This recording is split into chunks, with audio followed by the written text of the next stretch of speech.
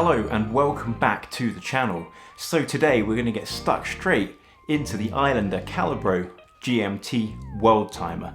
Now, every single affordable watch brand under the sun seems to have an NH34 powered watch in their catalogue now. So why did I pick this one? Well, it's not just an existing watch with a GMT hand stuck on, which a lot of the releases seem to have been. This one is its own unique and interesting design. This is the watch in question. Let's see if it's actually any good.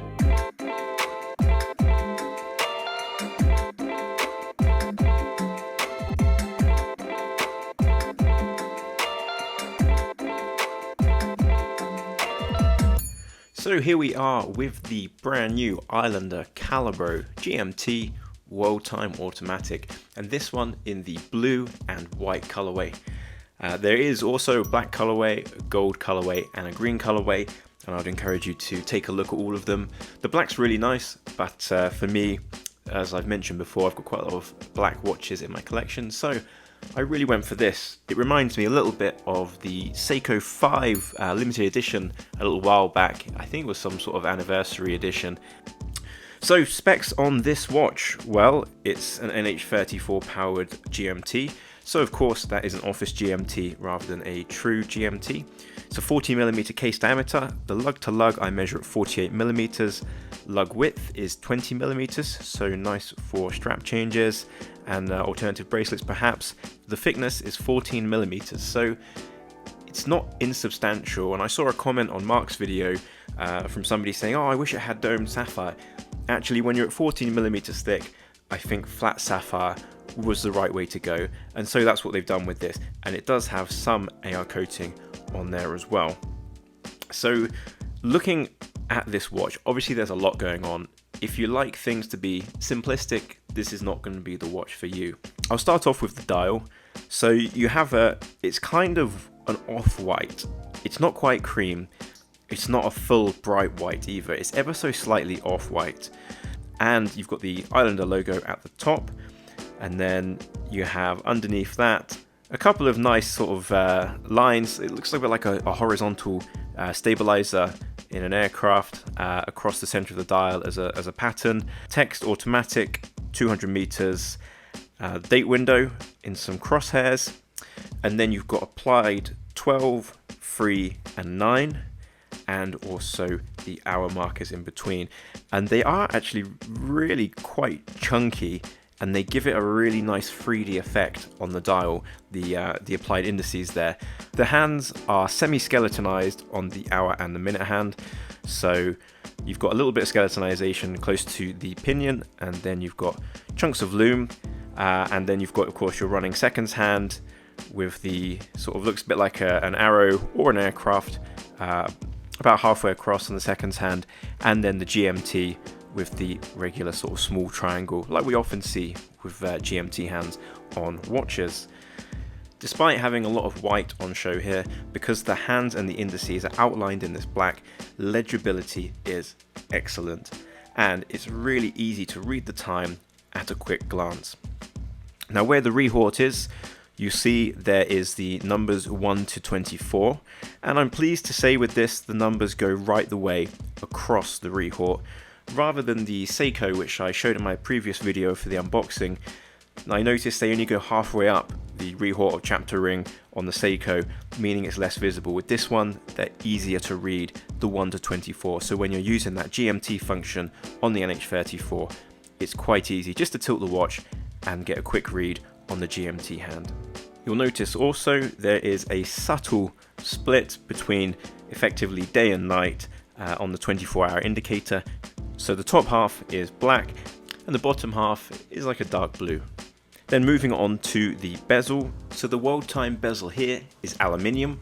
I don't subscribe to the fact that everything needs to be ceramic to be superior. The aluminium bezel here provides a really nice vintage look and plays with the light very differently to ceramic. And I, for one, am really pleased that this watch and this colorway features an aluminium bezel insert. Everything is printed really nicely on this. It's clear, it's legible, I can't find any errors, everything is lining up nicely. Long Island, you'll see, is in the sort of orange highlight where you would normally have New York. That's a nice little feature from Islander. Obviously they're based on Long Island. And of course the world time function doesn't account for the fact that different cities go plus minus 1 hour with summer and winter at different times of the year, so it might not always be 100% accurate, but it's a cool feature to have. In terms of actually using the world time, it works fine, but what we're looking at here is a unidirectional bezel, and of course I think most enthusiasts, myself included, would always prefer a bidirectional bezel when it comes to world time. In terms of case finishing, you've got brushing on the sides and brushing on the top, and then you've got these chamfers that are polished. Everything's very nice and everything's very tidy on the case. Really nice sized crown on this, engraved with the Islander logo, which is great. It's easy to grip because of the size. I'm so happy it's not a small crown. I like to have a slightly larger crown, especially on watches like this, where it's a bit of an aviation kind of theme. I think the bigger crown suits it, but it's not too big, it's just the perfect size.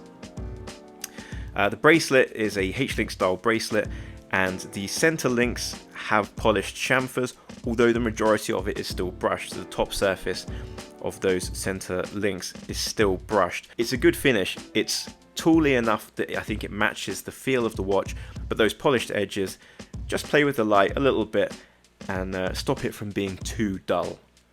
Clasp is a pressed outer and a milled inner, and there is 3 holes of micro adjust there, and a keeper with the Islander logo once more engraved in there. Case back is the current Islander design with the lighthouse and the logo. I really like this case back design, and I'm really glad that all of the Islander watches now come with this. In terms of operating the watch, it's very smooth to unscrew the crown. Obviously you've got that 200 meters of water resistance, so the screw down crown is nice, especially on something that's aviation themed. When the crown pops, you can wind, and then of course you've got your quick set date and your GMT hand adjustment on the first setting, and then time adjustment on the second. If you've had an NH34, you know how it is. No complaints, everything works as it should. On the time grapher, I'm getting between 0 and -2 seconds per day in the face-up position. Healthy amplitude, beat error ever so slightly high, but these are unregulated. This is how it's come out of the factory as far as I know. So with that in mind, this is actually the best performing NH34 that I've had so far. Talking loom, so Mark describes the loom as excellent. I don't think I'd go that far. The Proxima here, my loom champion on the left, a significantly lower priced watch, and I think the loom is still significantly stronger on the Proxima. I will say, however, especially the loom on the hands with this, it is very good and it will last the night. The dial is not as strong as I expected. It's difficult with the 12, the 9 and the 3 to get a lot of layers because actually there's not that much space for the loom, but I would expect a little bit better from the markers. So I would say it's good for the price, but it's not great or excellent. And just to show this Islander up against another couple of NH34 powered watches, the Venezianico on the right, far more expensive, better quality finishing, which is what you're paying for, but also a different kind of feel, a little bit more of a dressy option, and the same unidirectional bezel on the Venezianico. Again, no bidirectional on this one. And here you see it up against the original NH34 powered watch, the Seiko GMT. I would say the finishing is pretty similar between the two watches, which makes the Islander stand out as a value proposition. Obviously the Seiko has a friction bezel, and I still prefer to have ratcheted clicks than a friction fit bezel, so I'll take a unidirectional bezel over the friction fit any day of the week.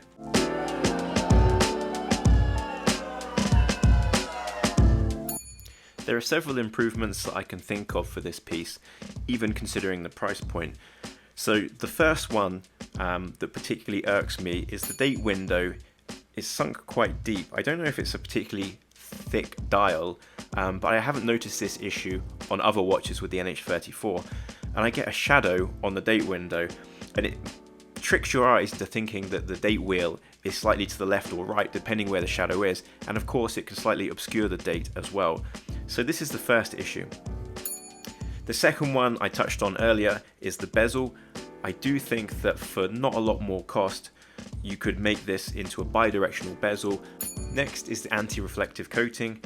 There is some on here and it does have a slight blue tinge, which is nice, but I think a couple more layers would help. I have noticed that it does reflect quite a lot, and although it doesn't stop me seeing the time because of the excellent legibility, I still think a couple more layers of AR coating would do the dial justice. It's getting to the point now, I think for a lot of enthusiasts, where around about the sort of $300 to $500 range, we're really looking for micro adjustment in the clasp. I'm starting to expect more from clasps in the last couple of years, and yeah, this one is fine, it's functional, but I'll probably end up changing it. I think with all of the drawbacks with this watch, the thing that bothers me the most is the bezel. So I had a little bit of experience with designing a watch and prototyping it, and mine was also a world timer, and I didn't have any issues with organising for an affordable watch with a bi-directional bezel. This is the watch in question that I designed, and yeah, it's a bit of a story, so I might do a separate video about my micro brand experiment. My point with the Islander is that to go to the effort to design an entire watch based around the world timer and take the time, put the effort in with the dial, with the hands, with the case, and with that gorgeous bezel insert, I feel like the last piece of the puzzle and the cherry on top of the cake would have been a bi-directional bezel. So I think that's the biggest issue for me. But there is lots of things that I really like about this watch as well. So let's take a look at some of those and then we'll come to a conclusion.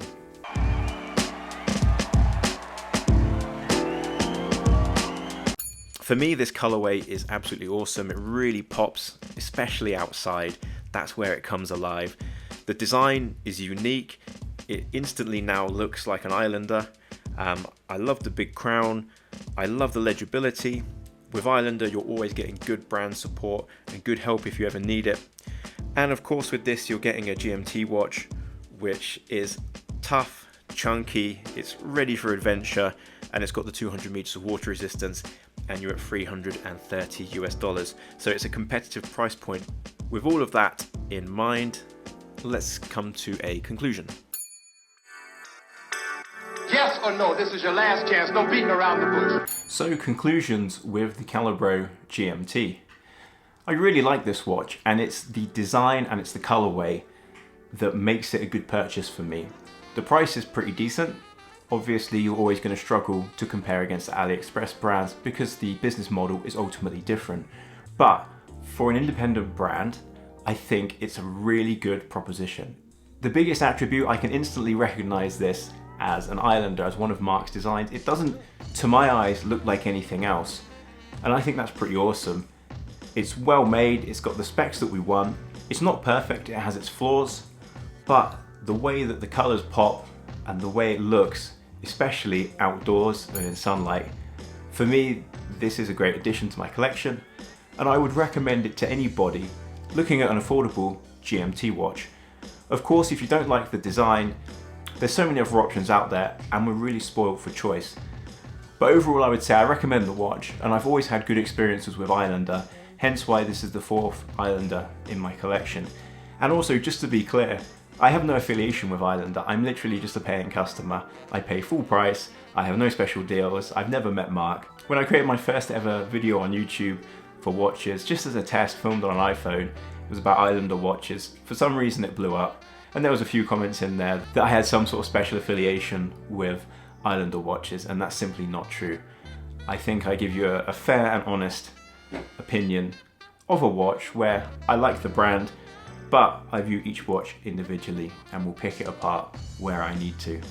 Anyway, please let me know your thoughts on Islander, any experiences you have with the Calabro GMT, what you think of the design, whether you'll be picking one up, and if you did enjoy the video, please like and subscribe. It really means a whole lot, especially as I am only a small channel. I appreciate each and every one of my subscribers. Thank you very much, and I'll see you on the next one.